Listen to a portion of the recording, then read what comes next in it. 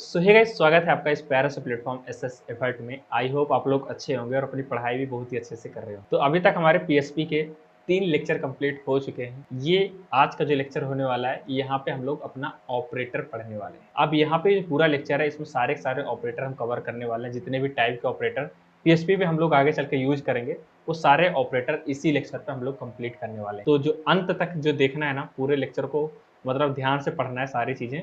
मतलब कोई भी अगर ऑपरेटर जो एक तरह से माना जाता है, बहुत ज़्यादा इंपॉर्टेंट कॉन्सेप्ट माना जाता है कोडिंग का, ऑपरेटर हो गया या फिर कंडीशनल स्टेटमेंट हो गए, तो बहुत ही ज़्यादा इंपॉर्टेंट होते हैं। तो इसलिए क्या करना है, आपको ध्यान से सारी चीज़ें समझनी है एक स्टेप बाय स्टेप तरीके से। तो ऑपरेटर सबसे पहले यहाँ पे आ जाता है, यहाँ पे अर्थमेटिक ऑपरेटर। कौन सा? हम सबसे पहले जो बात करने वाले हैं, अर्थमेटिक ऑपरेटर।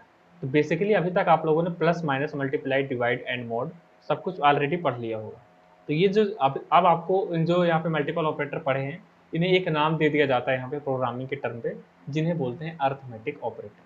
अब यहाँ पे plus minus multiply divide and mod, इनके बारे में आप लोगों को तो पहले से पता ही है। लेकिन यहाँ पे ये दो हैं, डबल स्टार यहाँ पे लगे हैं। ये मॉड है, इसका क्या मतलब होता है? डबल प्लस हो गए और डबल माइनस हो गए, इनका क्या मतलब होता है? इन्हें हम एक एक करके यहाँ पे सारी चीज समझने वाले हैं। तो प्लस का मतलब होता है एडिशन, दूसरा जो माइनस है उसका मतलब होता है सब्सट्रैक्शन, तीसरा जो यहाँ पे मल्टीप्लाई है उसका मल्टीप्लीकेशन हो गया, डबल मल्टीप्लाई है इसका मतलब एक्सपोनेंशियल। इसका मतलब क्या होता है रियल में कि टू मल्टीप्लाई मल्टीप्लाई टू यहाँ पे रखा गया है, तो इसका मतलब 2 की पावर 2, एक तरह से होता है ना स्क्वायर। तो जितने भी यहाँ पे मल्टीप्लाई के बाद जो वैल्यू रखी जाएगी उसकी पावर पे लग जाएगी पहले वाली। फिर यहाँ पे डिवाइड, डिवाइड का आप लोगों को पता है डिवीजन कैसे किस तरह से होता है। और मॉड, मॉड का मतलब क्या होता है रियल में, कि जैसे कि हम लोग डिवाइड करते थे ना, तो डिवाइड करने के बाद कुछ ना कुछ उसका भागफल आता था। हिंदी में अगर बात करें तो भागफल आता था, तो वही उसका आंसर होता था। लेकिन यहाँ पे जो मॉड है ना, तो यहाँ पे कुछ रिमाइंडर जो बचता है, शेषफल जो बचता है जब डिवाइड करते हैं किसी संख्या को किसी संख्या से, तो यहाँ पे जो शेषफल बचता है ना, वही होता है मॉड का आउटपुट। तो यहाँ पे जो आउटपुट मोड है, ये इसका अगर आउटपुट बात करें तो जो डिवाइड करने के बाद जो शेषफल आएगा वही इसका रिमाइंडर जो आएगा वही इसका आउटपुट होता है। प्लस प्लस का मतलब क्या होता है? प्लस प्लस का मतलब होता है कि एक वैल्यू को इंक्रीमेंट कर देना। कितना? एक, वन टाइम इंक्रीमेंट करना। जैसे कि अगर वेरिएबल ए की वैल्यू अभी 1 रखी गई है, फिर बाद में आगे चल के आगे कोड में ए प्लस प्लस अगर कर देते हैं हम, तो यहाँ पे उसकी वैल्यू इंक्रीमेंट होकर 2 हो जाएगी। मतलब एक वैल्यू उसमें ऐड हो जाएगी, एक संख्या एक डिजिट इंक्रीमेंट हो जाएगा जो पहले से यहाँ पे बना हुआ है। ठीक है। तो दूसरा ऐसे ही माइनस माइनस, अब जिस तरह से इंक्रीमेंट हो रहा है वैसे डिक्रीमेंट भी होगा, तो एक संख्या यहाँ पे डिक्रीज भी हो जाएगा अगर माइनस माइनस लग जाता है। अब यहाँ पे सारी चीज़ों को कोड करके समझेंगे, तभी ये और भी ज़्यादा क्लियर हो पाएंगे। यहाँ पे अर्थमेटिक ऑपरेटर को हम लोग समझते हैं। और तो सबसे पहले आपको क्या करना है, एडिटर ओपन कर लेना है। एडिटर ओपन करने के बाद अपना जेम सर्वर ओपन करना है, और जेम सर्वर पे ओपन करने के बाद वहाँ पे माई सिक्वल और वहाँ पे जो यहाँ पे अपाची है उन्हें स्टार्ट कर लेना है। मैंने यहाँ पे स्टार्ट कर लिया। उसके बाद इसे मिनिमाइज कर लेना है। मिनिमाइज करने के बाद आएंगे अपने ब्राउजर पे, और यहाँ पे क्या लिखेंगे, लोकल होस्ट, और जो आपको फोल्डर का नाम है वही फोल्डर लिख देंगे। तो यहाँ पे मैंने अपना पार्ट 3 अभी ओपन किया हुआ है, और यहाँ पे मैं इसी पे काम करने वाला हूँ, तो मैंने इसे ही ओपन कर लिया है। ठीक है ना। तो यहाँ पे देखिए, यहाँ पे लोकेशन देख सकते हैं, लोकल होस्ट हो गया, फिर स्लैश लगा के अपने फोल्डर का नाम रखना है, जो भी आपका फोल्डर का नाम है। और फोल्डर का नाम रखने के बाद स्लैश अपने जो भी ऑप्शन आएंगे वहाँ पे उसमें क्लिक करना है, जो भी आपको फाइल का नाम। आप अगर नई फाइल क्रिएट करते हो तो, वरना पुरानी फाइल पे भी अपना काम वर्क कर सकते हो। कोई दिक्कत होती है तो कमेंट सेक्शन में हमसे पूछ लेना, तो मैं अलग से फिर से समझा दूंगा इसे, है ना। तो यहाँ पे हमने इसे ओपन कर लिया, और यहाँ पे जो एरर आ रही थी, तो यहीं से अपना काम स्टार्ट करते हैं। तब मैं इसे क्या करता हूँ, मिनिमाइज करता हूँ और अपने कोड पे जाता हूँ और इस सारी चीज़ को हटा देता हूँ। और सबसे पहले हम अर्थमेटिक ऑपरेटर पढ़ेंगे, उसके बाद सारे ऑपरेटर पढ़ते चलेंगे। तो पहला क्या है हमारा, अर्थमेटिक ऑपरेटर। इसे मैं कर देता हूँ कमेंट। कंट्रोल के साथ स्लैश प्रेस करेंगे तो अपने आप कमेंट हो जाएगा, ये सिंगल लाइन कमेंट है। ठीक है ना, तो इतना तो मैंने आपको बता दिया था। अब यहाँ पे हमें क्या करना है, इसे ऊपर भी कर सकता हूँ इसे। अच्छा, चलो यहीं पे करते हैं। अब यहाँ पे हमें क्या करना है, एक वेरिएबल सबसे पहले क्रिएट करना है। तो वेरिएबल में क्या कर देता हूँ, पहले ए इक्वल टू कर देता हूँ, और इसकी कुछ ना कुछ वैल्यू दे देता हूँ। मैंने वैल्यू सिंपल सी वैल्यू रख ली 2 सेमी कॉलन, और यहाँ पे अगेन मैं दूसरा वेरिएबल लेता हूँ बी इक्वल टू, और इसकी वैल्यू भी मैं कर देता हूँ 3 या फिर 4 कर देता हूँ। ठीक है, और इसे सेमी कॉलन लगा देता हूँ। अब मुझे क्या करना है, इस पर मैं प्लस ऑपरेटर मेंशन करना चाहता हूँ, प्लस ऑपरेटर के साथ वर्क करना चाहता हूँ। यहाँ पर दो चीज़ें आपको ध्यान रखना बहुत ज़्यादा जरूरी है। कि ऑपरेटर क्या होता है और ऑपरेंड क्या होते हैं। तो यहाँ पे ऑपरेटर जो होता है एक सिंबल की तरह होता है, वह एक सिंबल की तरह वर्क करता है, जो कि क्या काम करता है, लॉजिकल और मैथमेटिकल ऑपरेशन को परफॉर्म करने के लिए यूज किया जाता है। तो ऑपरेटर एक सिंबल होता है जो कि मैथमेटिकल या फिर लॉजिकल ऑपरेशन को परफॉर्म करने के लिए यूज किया जाता है। लेकिन इस सिंबल के साथ साथ जो यहाँ पे मान लो लगे हैं $A, ये हो गया हमारा ऑपरेटर, और $B, ये क्या है फिर, तो इन्हें हम बोल देते हैं ऑपरेंड। क्या बोल देते हैं, ऑपरेंड। ठीक है, तो ये हम इसे क्या बोलते हैं, ऑपरेंड बोल देते हैं, और जो यहाँ पे प्लस है इसे बोलते हैं ऑपरेटर। तो हमने क्या किया, a प्लस बी, हम दोनों को तो सम कर दिया, लेकिन हमें किसी न किसी वैल्यू पे स्टोर भी तो करना होगा। ऐसे जाके सम होने के बाद कहाँ पे स्टोर होंगे भाई। तो इसके लिए हमें क्या करना होता है, इससे हम क्या करते हैं, ये फिर डायरेक्ट पहले मैं इको करके आपको दिखा देता हूँ। सेव करते हैं और आउटपुट स्क्रीन पे चलते हैं और रिफ्रेश करता हूँ। यहाँ पे देखिए, यहाँ पे 6 आ चुका है। क्या आ गया, 6 आ गया।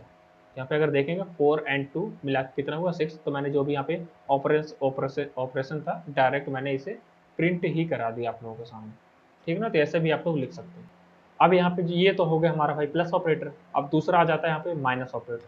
तो माइनस यहाँ पे लगाएंगे, और ए की वैल्यू तो यहाँ पे 2 है और बी की वैल्यू है 4। तो इसका देखते हैं आउटपुट क्या आएगा, माइनस में 2 आएगा, क्योंकि यहाँ पे माइनस वाली वैल्यू आपको पता है बड़ी है, इंक्रीज है पहले वाली वैल्यू से। तो यहाँ पे आउटपुट हमारा क्या होगा, माइनस में आएगा। तो अब मैं यहाँ क्या कर देता हूँ, 5 कर देता हूँ। तो आप देख रहे हैं यहाँ पे 5 माइनस 4।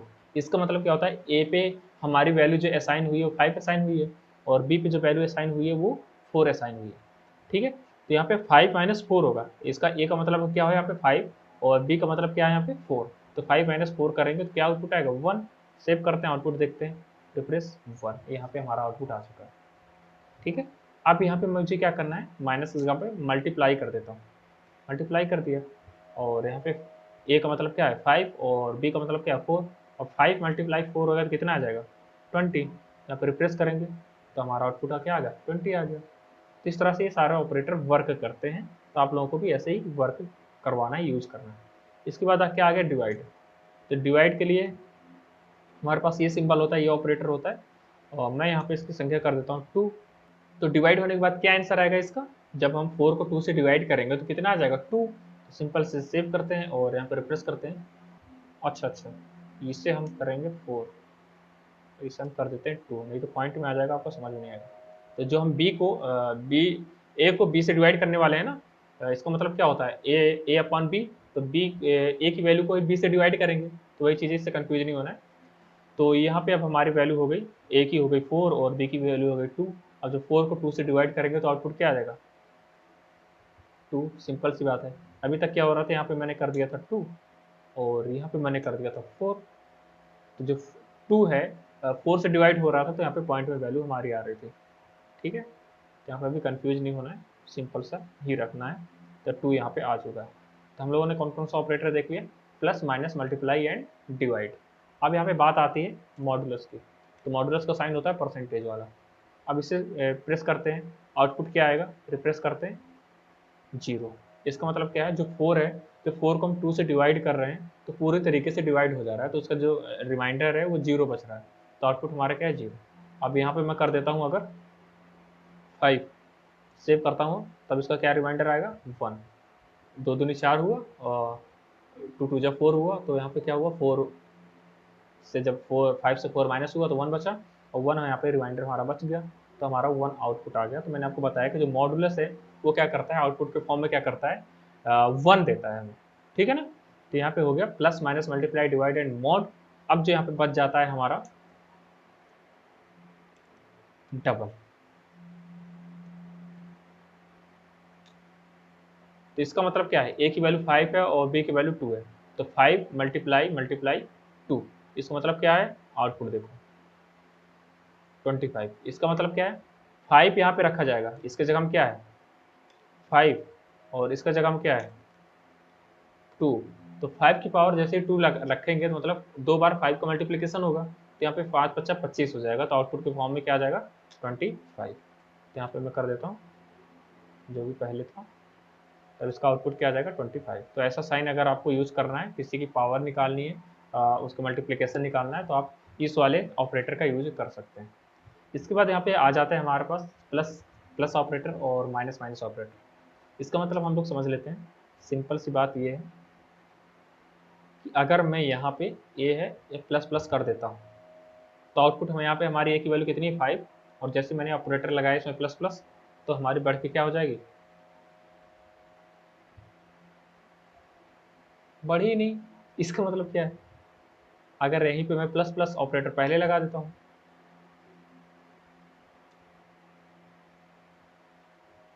अब क्या होगा, बढ़ गई। तो ये क्या है सर, ऐसा क्या लॉजिक हो गया, आपने बताया था कि प्लस प्लस लगाएंगे ऑपरेटर तो इंक्रीज होगी एक वैल्यू। इसका मतलब क्या है कि जो यहाँ पे इंक्रीमेंट ऑपरेटर होता है हमारे पास, ये दो प्रकार का होता है, प्री इंक्रीमेंट और दूसरा होता है पोस्ट इंक्रीमेंट। पोस्ट इंक्रीमेंट का मतलब क्या होता है, जो वैल्यू है वो पहले यूज होगी उसके बाद इंक्रीमेंट होगी।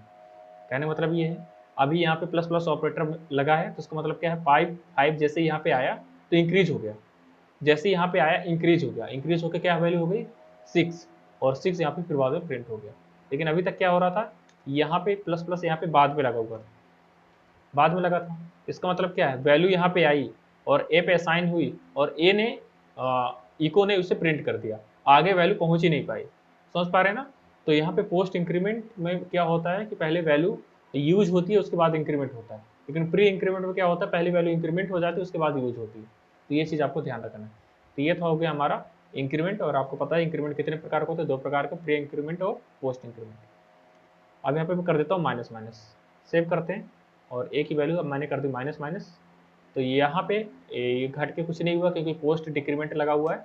तो जिस तरह से इंक्रीमेंट दो प्रकार के होते हैं, प्री इंक्रीमेंट पोस्ट इंक्रीमेंट, वैसे यहाँ पे डिक्रीमेंट भी दो प्रकार के होते हैं, प्री डिक्रीमेंट और पोस्ट डिक्रीमेंट। तो यहाँ पे जैसे मैंने पोस्ट डिक्रीमेंट लगाया तो यहाँ पे पहले वैल्यू जो 5 थी वो यूज हुई, यूज का मतलब प्रिंट हो गई, उसके बाद ही यहाँ पे इंक्रीमेंट हो जो डिक्रीमेंट होगा। तो यहाँ पे अगर मैं जो यहाँ पे माइनस बाद में लगाया था, मैं क्या करता हूँ इसे पहले लगा देता हूँ, तब वैल्यू क्या हो जाएगी, पहले डिक्रीमेंट हो जाएगी उसके बाद वैल्यू प्रिंट होगी। सेव करते हैं, 5 से हो गया 4, सिंपल सी बात है। तो यहाँ पे हम लोगों ने सारे ऑपरेटर अपने कवर कर लिए हैं अर्थमेटिक ऑपरेटर के, प्लस माइनस मल्टीप्लाई डिवाइड, यहाँ पे हो गया डबल मल्टीप्लाई, और मॉडुलस भी हम लोगों ने कवर कर लिया, और प्लस प्लस और माइनस माइनस। ठीक है, तो ये हो गया मैं यहाँ पे अर्थमेटिक ऑपरेटर।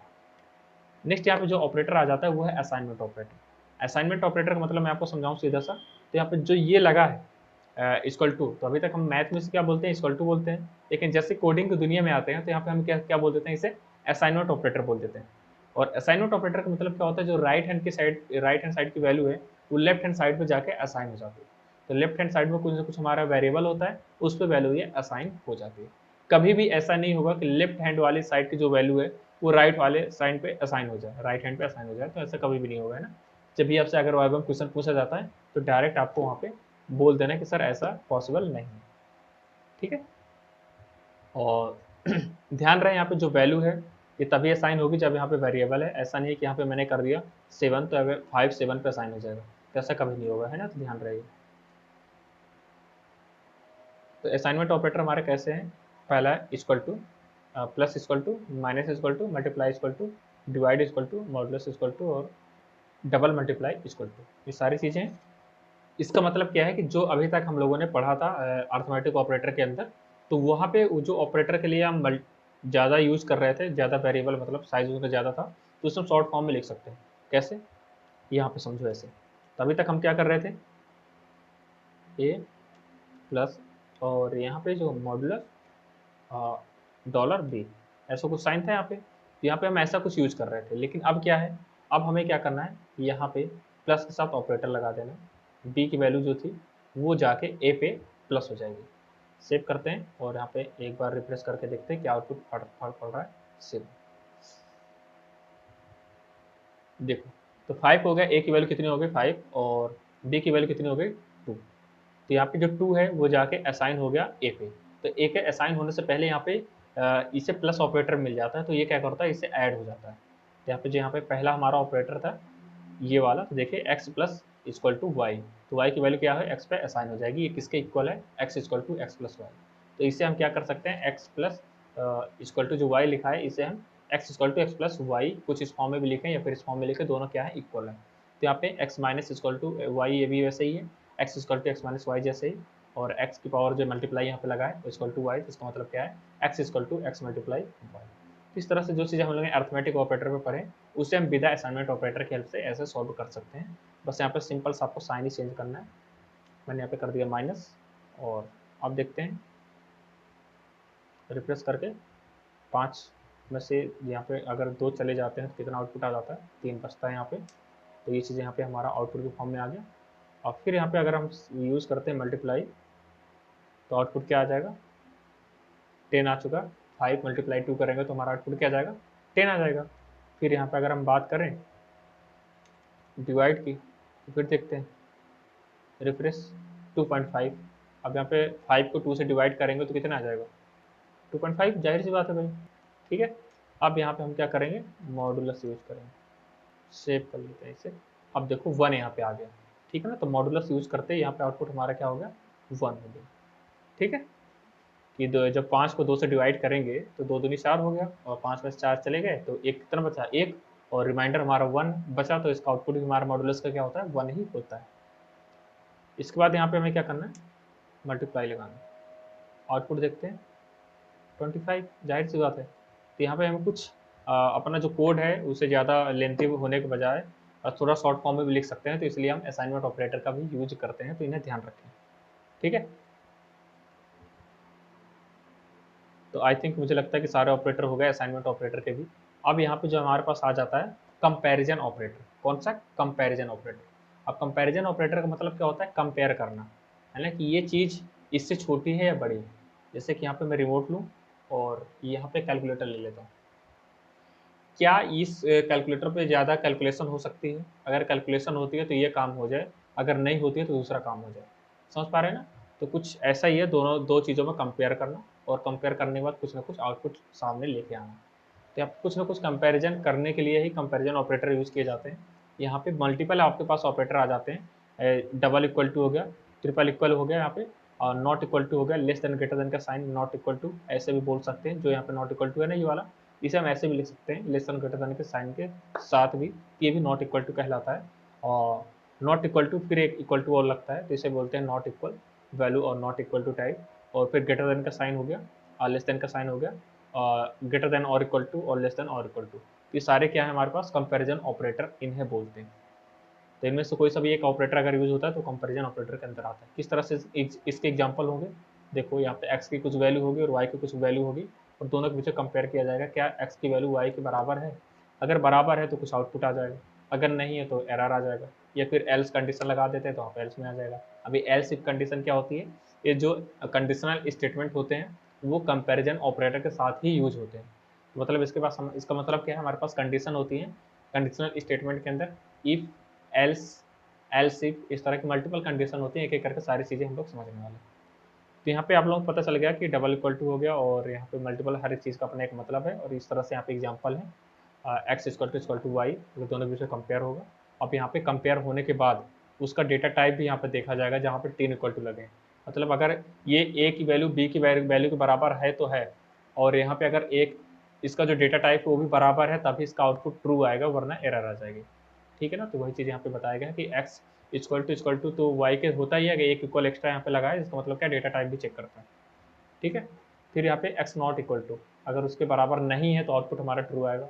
यहाँ पे नॉट इक्वल टू के लिए भी ऑपरेटर यहाँ पे यूज़ किया गया है। फिर यहाँ पे नॉट इक्वल टू विद इसका डेटा टाइप भी देखा जाएगा।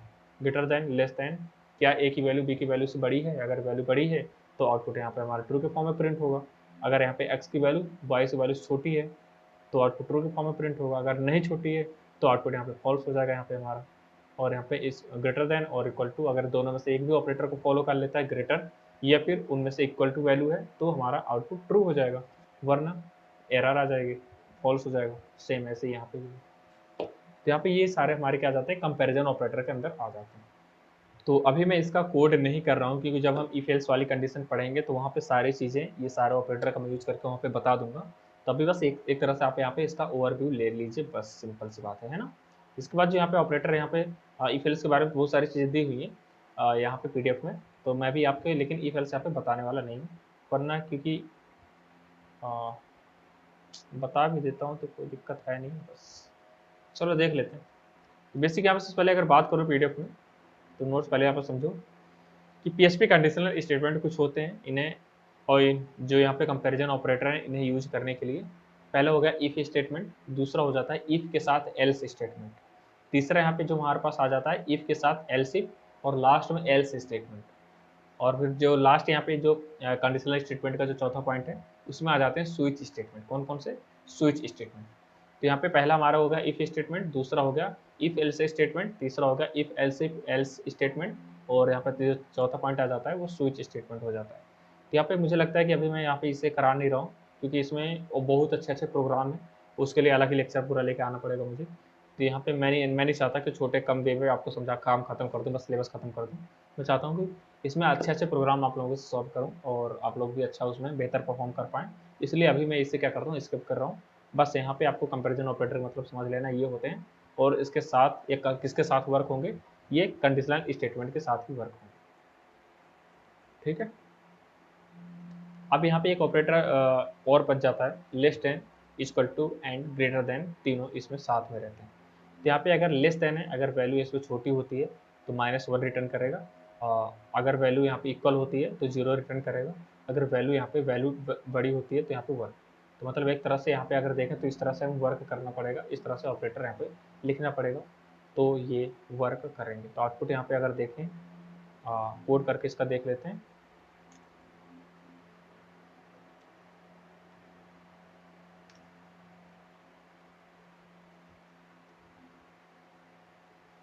वन, इसका मतलब क्या है? क्या ए की वैल्यू 5 से बड़ी है? हाँ बड़ी है, तो आउटपुट के फॉर्म में क्या आएगा, रिटर्न करेगा आउटपुट में 1। ठीक है। और यहाँ पर अगर बराबर होते तो क्या आउटपुट करते हैं, 0। तो एक बार बराबर करके हम लोग देख लेते हैं, इक्वल करके सेव, और यहाँ पे रिफ्रेश करेंगे तो देखिए आ गया 0। अब यहाँ पे मैं कर देता हूँ छोटी वैल्यू, इससे कर दिया मैंने 3 ए की वैल्यू को, और सेव करते हैं इसे। अब आउटपुट इसका देखते हैं, माइनस में आ गया। तो यहाँ पे हमें ये ऑपरेटर के बारे में पता चल गया पूरा। ठीक है। अब यहाँ पे आ जाता है लॉजिकल ऑपरेटर। कौन सा ऑपरेटर? लॉजिकल ऑपरेटर आप लोगों के पास आ जाएगा। तो लॉजिकल ऑपरेटर के पास भी यहाँ पे हमारे पास आ जाते हैं एंड, और नॉट। और यहाँ पे जो चीज़, यहाँ पे इनका कुछ नाम है एंड और नॉट, तो वही चीज़ इनके नाम से भी आप लोग इन्हें लिख सकते हैं, तो कोई दिक्कत नहीं होगी। ठीक है। तो ये यहाँ पे हमारे पास लॉजिकल ऑपरेटर भी आ गए। तो अभी तक हम लोगों ने arithmetic operator, assignment operator, comparison operator, logical operator, ये सारे ऑपरेटर हम लोगों ने मोस्टली कवर कर लिए हैं, और विद एग्जाम्पल, है ना। तो यहाँ पे हम लोग का लॉजिकल ऑपरेटर भी एक बार परफॉर्म कर लेते हैं। मुझे लगता है लॉजिकल ऑपरेटर के लिए भी इफ पढ़ना पड़ेगा। चलिए सबसे पहले मैं इफ एल्स आपको बता ही देता हूँ। इतना तो हमारे समझ में आ गया। पहला हमारा इफ है, दूसरा इफ के साथ एल्स भी यूज होगा, तीसरा यहाँ पे इफ के साथ एल्स इफ, और इसके बाद एल्स यूज करेंगे, फिर लास्ट में हम स्विच स्टेटमेंट यूज करेंगे। तो सिंपल सी बात है, आ जाओ अपने कोड में। हम लोग यहाँ पे एक एक करके इफ एल्स वाली कंडीशन पहले समझते हैं।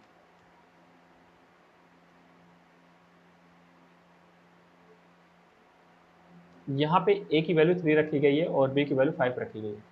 यहाँ पे हम कंडीशन लगाते हैं सबसे पहले इफ की। इसके लिए इफ लिखना पड़ता है। इसका मतलब सिंपल से ये है कि यदि मैं पढ़ूंगा तभी अच्छे मार्क्स मेरे आएंगे, वरना नहीं आएंगे। तो यहाँ पर दो कंडीशन है, यदि मैं पढ़ूंगा तभी मेरे अच्छे मार्क्स आएंगे, वरना नहीं आएंगे। तो जो अच्छे मार्क्स आएंगे वो किस पे कंडीशन पे चली गई, ट्रू वाले पे। तो मतलब अगर इफ वाली जो कंडीशन है उस पर जो भी वैल्यू रखी गई वो ट्रू होती है, तो जो इसके नीचे जो थ्योरी लिखी गई, जो कॉन्सेप्ट लिखा गया वो प्रिंट होगा। इसका मतलब अगर ट्रू होगा तो मैं अच्छे मार्क्स ले पाऊंगा। अगर वहाँ पे एल्स वाले कंडीशन पे जंप कर गया तो वहाँ पे हम क्या है, एरर आ गई, और एरर आ गई इसका मतलब क्या है, बुरे मार्क्स आएंगे, है ना। तो इसका मतलब यहाँ पे समझें, तो उसके लिए हम एल्स यूज करते हैं। तो यहाँ पे इफ के अंदर हम लिखेंगे यदि ए की वैल्यू बी से छोटी है तो यहाँ पे हमारा इको हो जाए, क्या हो जाए, ए इज लेस देन। ठीक है। इससे हम डबल कोर्स में रख देंगे। आउटपुट देखते हैं। एरर, एरर कहाँ से आ गई, ए पे आ गई भाई। मैं सीधे अदर लैंग्वेज में पहुंच जाता हूँ, तो हमें यहाँ पे डॉलर का यूज करना पड़ेगा। ठीक है।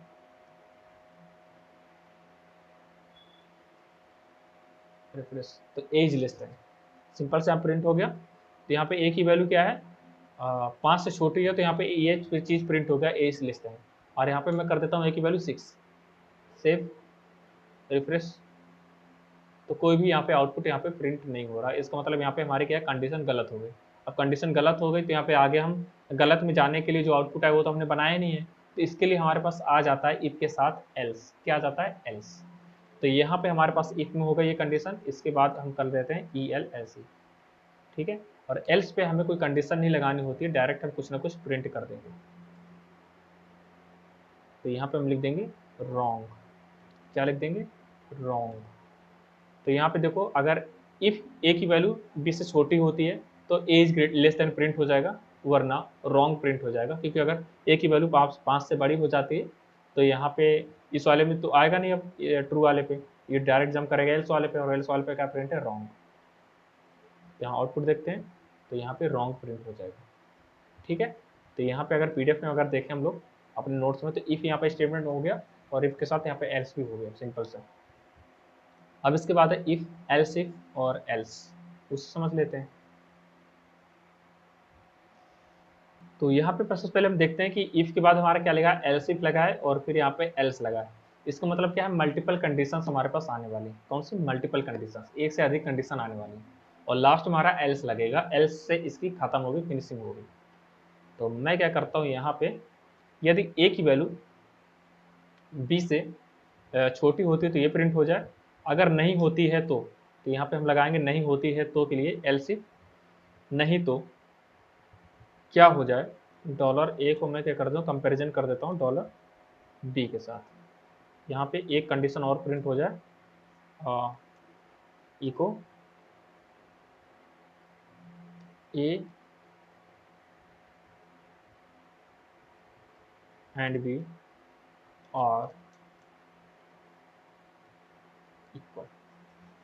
तो पहला तो ये है यहाँ पे कि अगर पहली कंडीशन ट्रू होती तो ये चीज़ प्रिंट होगा, अगर ये चीज़ में एरर आ जाती है तो दूसरे चीज़ में आएगा, अगर दूसरे में नहीं आती तो तीसरे पे आ जाएगा। तो आपके हिसाब से क्या आना चाहिए, वो आउटपुट आपको सोचना है। और यहाँ पे मैं कर देता हूँ इसे रिफ्रेश, और यहाँ पे आउटपुट इसका देखते हैं। तो मेरे हिसाब से यहाँ पे रॉन्ग ही आया। रीजन क्या है इसका, समझ गए होंगे आई होप। तो पहले क्या है, ए की वैल्यू बी से छोटी है क्या? नहीं है, तो इसका मतलब क्या है, ये हो गया रॉन्ग। ये वाली स्टेटमेंट हमारी क्या हो गई? गलत हो गई।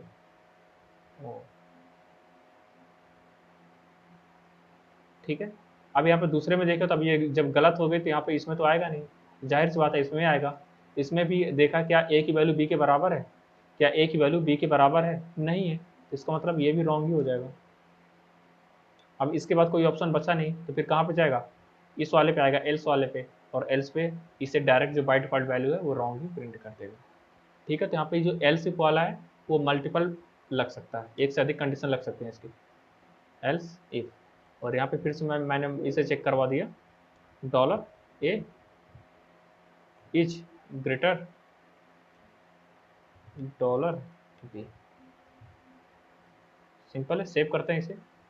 और अब देखते हैं क्या ए की वैल्यू बी से बड़ी है। तो अगर बड़ी होगी तो यहाँ पे जो हम इको करवाएंगे वही प्रिंट हो जाएगा, इको। और यहाँ पे हम लिख देते हैं डबल कोट्स में greater than B, semicolon. अब यहाँ पे जो भी कंडीशन यहाँ पे पहले से यहाँ पे जंप करेगा, अगर ये वाली रॉन्ग हो जाती है तो इसमें आएगा, अगर ये भी रॉन्ग हो गया तो इसमें आएगा। अगर ये वाला ट्रू हो जाता तो ये चीज़ प्रिंट हो जाएगा, अगर ये भी रॉन्ग हो जाता है ये वाली कंडीशन भी, तो इस वाले पे एल्स वाले पे जंप कर जाएगा।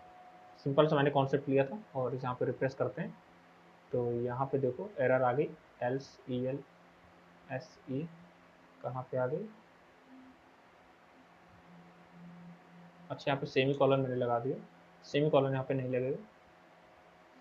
इसे रिफ्रेश करते हैं, देखो एज ग्रेटर देन, इसका मतलब क्या है, यहाँ पे ये वाली कंडीशन हमारी ए की वैल्यू क्या है, यहाँ पे ए की वैल्यू कितनी है 6 और बी की वैल्यू कितनी है 5। इसका मतलब क्या है, ए की वैल्यू 5 से बड़ी हो गई। अगर बड़ी हो गई है तो यहाँ पे एज ग्रेटर देन कंडीशन ट्रू हो गई, और कंडीशन ट्रू हो गई तो मतलब ये चीज़ प्रिंट हो जाएगा, सिंपल सी बात है। तो यहाँ पे ये चीज़ हम लोगों ने भी देख लिया, एल्स इफ वाली कंडीशन भी। और यहाँ पे हमारे पास बच जाता है स्विच स्टेटमेंट। क्या? Switch statement. तो ये सबसे ज़्यादा लेंदी प्रोग्राम है स्विच स्टेटमेंट।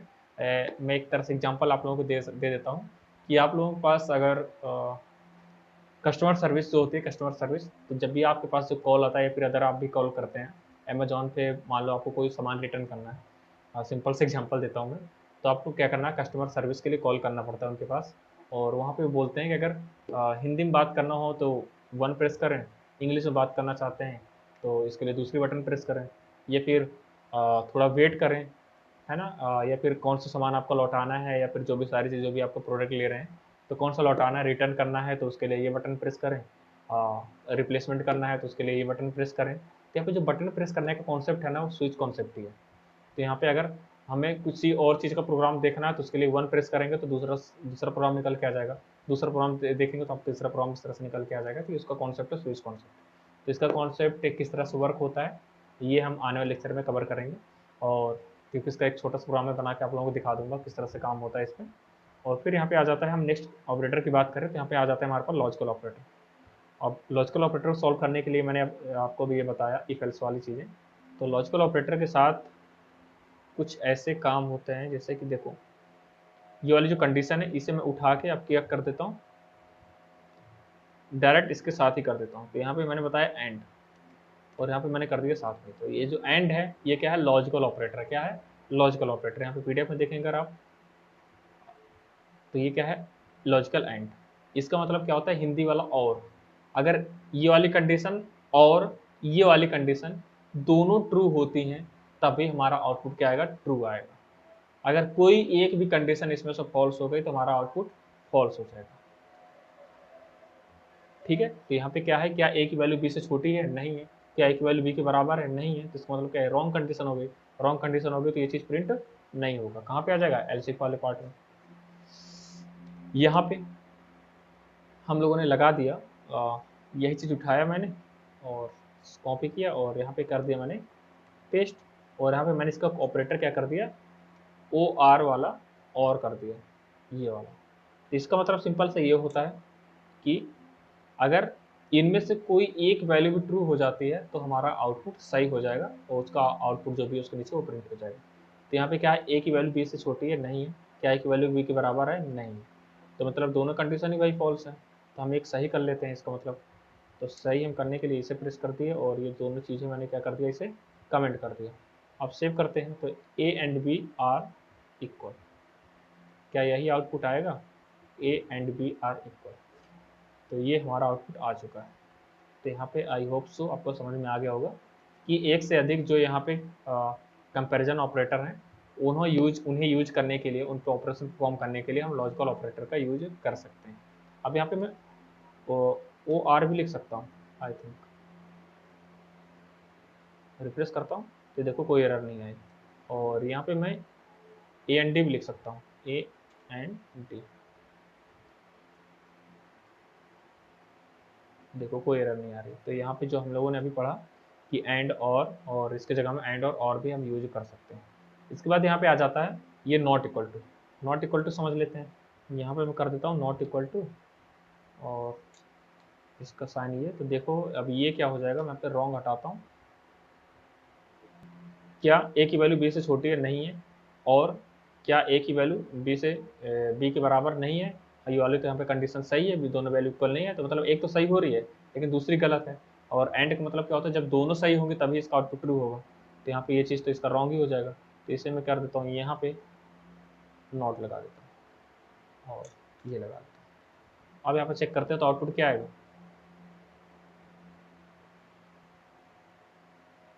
इक्वल्स। तो A and B are equals, तो मतलब ये वाली कंडीशन है यहाँ पे हमारी वर्क हो गई। ये वाली कंडीशन वर्क की, ये वाली कंडीशन वर्क नहीं की है। तो और का मतलब क्या होता है, कोई भी एक अगर ट्रू कंडीशन हो जाती है तो उसका आउटपुट ट्रू हो जाएगा, सिंपल सी बात है। और एंड का मतलब क्या होता है, दोनों कंडीशन ट्रू होनी चाहिए तभी उसका आउटपुट ट्रू होगा। यहाँ पे नॉट इक्वल भी हम लोगों ने समझ लिया कि दोनों इक्वल नहीं है, तो ये इक्वल वर्क कर रहा है। ठीक है, यहाँ पे अब आ जाता है XOR, X O R. X O R का मतलब क्या होता है, अगर दोनों कंडीशन ट्रू है तो ट्रू, अगर दोनों कंडीशन फॉल्स है तो आउटपुट ट्रू। ठीक है, तो हम इसे क्या कर सकते हैं, यहाँ पे यूज कर सकते हैं एक्स ओ आर। तो यहाँ पे हमारी क्या है, पहली कंडीशन यहाँ पे इसे मिल जाएगी, दोनों ही ट्रू हो जाएंगे। मुझे लगता है कि दोनों कंडीशन यहाँ पे फॉल्स है, तो यहाँ पे एज लेस देन प्रिंट हो जाएगा, ए इज लेस देन। ठीक है, तो ये हो गया यहाँ पे जॉर कंडीशन, यहाँ पे जो यहाँ पे जॉर है, यहाँ पे एक्सक्लेसिव और। ठीक है, तो आई होप सो आपको ये जितने भी ऑपरेटर हम लोगों ने पढ़े सारे पॉइंट समझ में आए होंगे। और यहाँ पे विद एग्जांपल हम लोगों ने सारी चीज़ डिस्कस की। तो अगर सारे टॉपिक समझ में आए और सारे ऑपरेटर आप लोगों को समझ में आए हैं तो वीडियो को लाइक कर देना और अपने दोस्तों के साथ ज़रूर शेयर करें। मैं आपको हर वीडियो में बोलता हूँ कि अपने दोस्तों को बताएँ कि यहाँ पे पीएचपी स्टार्ट हो चुकी है और अपने मल्टीपल जो कॉलेज का ग्रुप है वहाँ पे शेयर करें, क्योंकि यहाँ पे वीडियो पे देख रहे हैं व्यू बहुत ज़्यादा कम आ रहे हैं और आपके लाइक भी नहीं आ रहे इसमें, है ना? तो आपको और भी अदर दोस्तों के साथ इसे शेयर करना पड़ेगा, जिससे हमारा मोटिवेशन बना रखे। तो ठीक है, मिलेंगे बहुत जल्द अपने नेक्स्ट वीडियो में, तब तक आप लोग हँसते रहिए, मुस्कुराते रहिए और अपना रखिए बहुत सारा